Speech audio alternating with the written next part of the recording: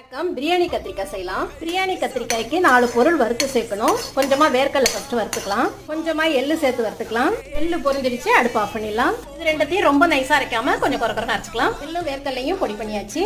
இன்னும் 2 பொடி வெந்தய பொடியும் ஜீரக பொடியும் 4 பொடியும் தான் இப்போ தேவை. இது ரெடி பண்ணி வச்சாச்சு. பிரியாணி கத்திரிக்காய் தாளிச்சுக்கலாம். உப்புத்தூள் கொஞ்சம், மிளகு கொஞ்சம், வெங்காயம் கொஞ்சமா, இஞ்சி பூண்டு விழுந்து சேர்த்துக்கலாம். நல்லா வதக்கிக்கலாம். தக்காளி சேர்த்துக்கலாம். அரை ஸ்பூன் கல் உப்பும் சேர்த்துக்கலாம். கல் உப்பு சேர்த்தோம்னா தக்காளி நல்லா வதங்கிடும். அரிஞ்சு வச்சிருக்க கத்திரிக்காயும் சேர்த்துக்கலாம். நல்லா வதங்கட்டும். நல்லா வதங்கிடுச்சு. 1.5 ஸ்பூன் மிளகாத்தூள், 1 ஸ்பூன் கரம் மசாலா தூள், இளந்த பழ சைஸ் புளி ஊற வச்சிருக்கேன். இதையும் கரைச்சி சேர்த்துக்கலாம். புளியை சேர்த்துட்டு நல்லா கலந்துக்கலாம். சிம்மில் அடுப்பை வச்சுட்டு மூடி வச்சு 5லேருந்து 10 நிமிஷம் வரைக்கும் வச்சு எடுக்கலாம். சூப்பராக கத்திரிக்காயெல்லாம் நல்லா வெந்து வந்துருச்சு. இறக்குறதுக்கு 2 நிமிஷத்துக்கு முன்னாடி இந்த வேர்க்கடலை எள்ளு பொடியையும் சேர்த்து வைக்கலாம். கொஞ்சமா ஜீரக பொடி வறுத்து வச்சிருக்கேன், அதையும் சேர்த்துக்கலாம். இது எல்லாத்தையும் சேர்த்து நல்லா கலந்துக்கலாம். 2 நிமிஷம் மூடி வைக்கலாம்.